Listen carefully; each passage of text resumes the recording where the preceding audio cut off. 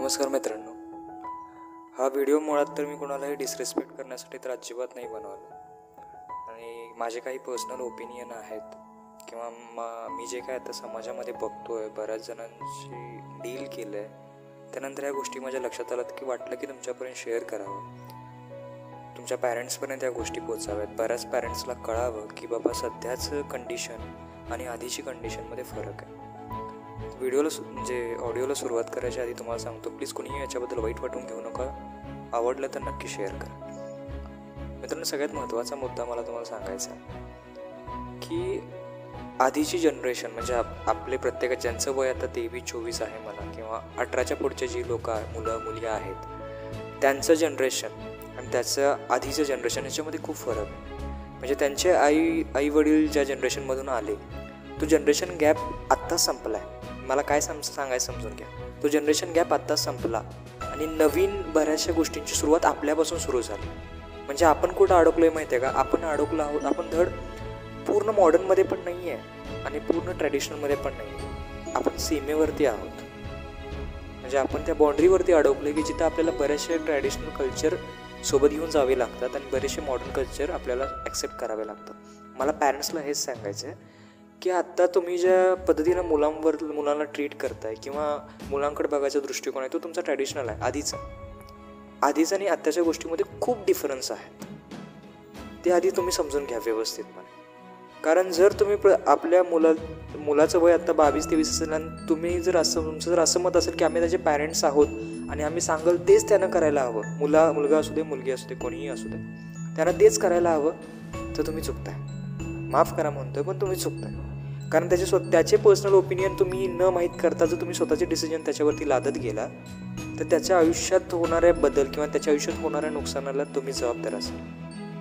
कोणाच्याच आईवडिलांना असं वाटत नाही की त्यांच्या मुलाचं अथवा मुलीचं नुकसान व्हावं आणि त्यामुळे ते प्रयत्न करत असतात. बट तुमचा दृष्टिकोन जो आहे बघण्याचा तो आधीच आहे.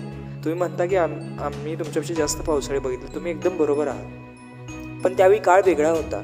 आत्ताचा काळ बदलला आहे. आत्ता तुमची मुलं ज्यावेळी घराच्या बाहेर पडतात त्यावेळी त्यांना समाज दिसतो कसा आहे, समाजातील लोक कसे आहेत, बऱ्याच लोकांची प्रवृत्ती आजकाल कशी आहे, ह्या गोष्टी त्यांना समोर डोळ्यानं दिसतात. म्हणून त्यांचे विचार बदललेले असतात. ज्यावेळी तुमचा मुलगा किंवा मुलगी तुम्हाला येऊन एखादी गोष्ट सांगते त्यावेळी ती ह्यासाठी सांगत असते की तुम्ही त्यांच्या डिसिजनचा निदान रिस्पेक्ट करावा आणि त्यानं जे डिसिजन घेतलं आहे ते योग्य आहे का अयोग्य आहे हे त्याला ठरवण्यात मदत करावी. आजकाल प्रॉब्लेम काय व्हायला माहिती आहे का? पॅरेंट्स मुलांनी मुलींनी घेतलेले डिसिजन योग्य आहेत का अयोग्य आहेत हे बघतच नाहीत. ते स्वतःच्या ओपिनियननं ठरवून रिकामे होतात की ते डिसिजन अयोग्य आहेत. तुम्ही एकदम बरोबरही असाल, कदाचित ते डिसिजन अयोग्यही असेल, बट ते का अयोग्य आहे हे तुम्ही तिला दाखवून दिलं पाहिजे अथवा तुम्ही त्याला दाखवून दिलं पाहिजे की ते काय अयोग्य आहे. जर तुम्ही अजूनही जातीपातीच्या राजकारणात जर पडून मुलाचं आणि मुलीचं आयुष्य जर खराब करणार असाल तर मला एकच सांगायचं की ह्या गोष्टी नका करू. तुम्ही तुमच्या तात्पुरत्या सुखाच्यासाठी, सामाजिक सुखासाठी जर ते मुलं आणि मुलीचं आयुष्य खराब करणार असाल तर नका करू. मला सरळ सिंपल एक गोष्ट तुम्हाला सांगायची की समाज हा इम्पॉर्टंट असतो. समाज हा आपल्या आयुष्यातला खूप महत्त्वाचा घटक आहे. पण समाज तेव्हाच तयार होतो ज्यावेळी आपण सगळे एकत्र येतो, तेव्हा समाज तयार होतो. ज्यावेळी तुम्ही तुमचे विचार बदलाल, नियम बदलाल, त्यावेळी ऑटोमॅटिकली समाज त्या गोष्टी ॲक्सेप्ट करेल आणि समाजातले विचार आणि नियम बदलतील. जर प्रत्येकानं ठरवलं तर समाज एक नवीन वळणावरती जाईल.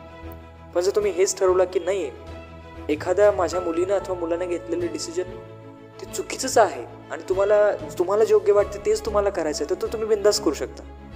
तुमच्याकडे तेवढे अधिकार पण असतात. तुम्ही करण्यात सक्सेसफुल होताही बऱ्यापैकी. पण ते केल्यामुळे तुमच्या मुलाच्या मानसिकतेवर किंवा मुलीच्या मानसिकतेवर काय परिणाम झालेला असतो याची तुम्हाला कल्पना नसते, जराही कल्पना नसते. जर कल्पना असती तर तुम्ही तिचे डिसिजन बदलण्यापेक्षा ती डिसिजन तिनं का घेऊ नयेत हे समजवण्यासाठी प्रयत्न केला असता. बऱ्याचदा त्यांची मुलं, मी असं म्हणत नाही की प्रत्येक मुलगा आणि मुलीने घेतलेले डिसिजन बरोबर असतात, असं अजिबात म्हणत नाही. कदाचित ते चुकतातही, पण का चुकतात ह्याचं एक स्ट्रॉंग रिझन तुम्ही दिलं पाहिजे. ते फक्त तुम्हाला योग्य वाटत नाही म्हणून ते चुकीचं आहे म्हणणं हे चुकीचं आहे. मी तुमची खूप रिस्पेक्ट करतो. प्रत्येकाचे आईवडील मला माझ्या आईवडिलांसारखेच आहेत. बट मला हे सांगायचं आहे तुम्हाला की तुम्ही मुलांच्या आयुष्यासोबत खेळ नका करू. जर तुमचा मुलगा आणि तुमची मुलगी तुमच्यावर विश्वास दाखवत असेल आणि त्यांच्या आयुष्यातले काहीतरी महत्त्वाचे निर्णय ती तुम्हाला सांगत असेल, त्याचा अर्थ समजून घ्या की तुम्ही तिच्या मनाच्या आणि त्याच्या मनाच्या खूप जवळ आहात म्हणून ते तुम्हाला सांगतात. अन्यथा त्यांच्याकडे भरपूर पर्याय उपलब्ध असते करण्यासाठी, बट त्यांनी केले नाही. कारण का? त्यांना त्यांच्या पॅरेंट्सवरती विश्वास असतो. आणि जर तुम्ही त्यांना कोणत्या इमोशनल अस्पेक्टमध्ये अडकून जर त्यांचे डिसिजन बदलवायला भाग पाडत असाल तर तुम्ही ते करण्यात यशस्वी व्हाल हे. बट पुढे जाऊन तुम्हाला याचा अंदाज येईल की ते का चुकीचं होतं. हे बघा, आजकाल तुम्ही तुमच्या मुलीसाठी किंवा मुलासाठी एक चांगला लाईफ पार्टनर निवडायची तुमची इच्छा असते आणि तुम्ही निवडता आहे. तुमची इच्छा असते की जो माझा मुलीचा लाईफ पार्टनर होणार आहे तो सक्सेसफुल असावा. पण कोणीही एका रात्री सक्सेसफुल होत नाही. एक लक्षात घ्या, मुलगीनं निवडलेला अथवा मुलानं निवडलेली व्यक्ती ही चुकीची नसते. ती फक्त त्या वेळेत तिच्यासाठी योग्य नसते हे तुम्हाला दिसत आहे. पण तुम्ही फ्युचरचा जर विचार केला तर भविष्यात ती सक्सेसफुल होण्याचे चान्सेस असतात. जर त्याचं शिक्षण नाही झालं, तिचं शिक्षण नाही झालं असेल किंवा तो काहीच करत नसेल, ती काहीच करत नसेल, तर ठीक आहे, मान्य करतो मी की बाबा नाही, हे तुमच्या फ्युचरसाठी धोकादायक आहे. दोघंजण पुढे जाऊन काही नाही करू शकत. बट जर त्या दोघांचं अंडरस्टँडिंग लेवल खूप चांगलं असेल, ते दोघं एकमेकांना खूप चांगल्या प्रकारे ओळखू शकत असतील, तर प्रॉब्लेम काय आपल्याला? हां, जर तुम्ही फक्त तुमच्या इगोसाठी जर ते रिलेशन मोडणार असाल तर कॉंग्रॅच्युलेशन, तुम्ही सक्सेसफुल व्हाल. मी आत्ताच म्हणतो तुम्ही व्हा सक्सेसफुल. बट एक आई वडील किंवा माता पिता म्हणा, हे म्हणून जे कर्तव्य होतं तुमचं त्यात तुम्ही असफल व्हाल. कारण प्रत्येक मुलीच्या आयुष्यात तिचे वडील खूप इम्पॉर्टंट असतात. प्रत्येक मुलाच्या आयुष्यात त्याची आई खूप इम्पॉर्टंट असते, म्हणजे त्याच्या खूप जवळ असतात एकमेकांच्या. मग मला फक्त तुम्हाला एवढं सांगायचं आहे की तुम्ही तुमच्या मुलीच्या किंवा मुलाच्या आयुष्यावरती इम्पॅक्ट होईल असं जर डिसिजन तुम्ही घेणार असाल तर घ्या, पण तो इम्पॅक्ट चांगल्या प्रकारे व्हायला हवा. जर त्याचे निगेटिव्ह काही तयार होणार, निगेटिव्ह डिसिजनमध्ये काही त्याचं रूपांतर होणार असेल तर नका घेऊ. मुलानं निवडलेली प्रत्येक व्यक्ती बरोबर असते मी असं अजिबात म्हणत, किंवा मुलीनं निवडलेली प्रत्येक व्यक्ती बरोबर असते असंही मी म्हणत. पण ती व्यक्तीला निदान तुम्ही पारखलं पाहिजे. ती व्यक्ती खरोखर अयोग्य आहे का हे बघितलं पाहिजे. फक्त ती व्यक्ती किंवा तो पर्सन तुमच्या स्टँडर्डला मॅच होत नाही, किंवा तो तुमच्या काय म्हणतात ते पैशाच्या स्वरूपात जर तुम्ही बघायला गेलं तर तुमच्या पैशाच्या रूपात तुम्हाला जर मॅच होत नसेल, म्हणून जर तुम्ही त्याला अयोग्य ठरवत असाल तर हे बरोबर. तुम्ही तुमच्या मुलांची मानसिकता समजून घ्या. आजकाल पॅरेंट्स हेच करत नाही आहेत की मुलांची मानसिकता समजून घेत नाही. जर तुम्ही तुमच्या मुलांची मानसिकता समजून घेण्यात यशस्वी झालात तरच तुम्ही यशस्वी व्हाल आणि त्यांचं आयुष्यही यशस्वी कराल. पण जर ते जर तुम्ही समजून घेण्यात चूक केलीत तर मात्र या गोष्टींचे थोडेफार विचित्र परिणाम तुम्हाला भोगायला मिळतील. यातनं तुमच्या फक्त लाईफवर इम्पॅक्ट होणार नाही, यांना त्या मुलीच्या आणि त्या मुलाच्या आयुष्यावरती इम्पॅक्ट होणार असतो. लग्नाचं डिसिजन भले तुमचं असतं, पण संसार त्या मुलाला आणि मुलीला करायचा असतो. आता हे संसाराचा विषय, आता ॲज अ लाईफ बघूया.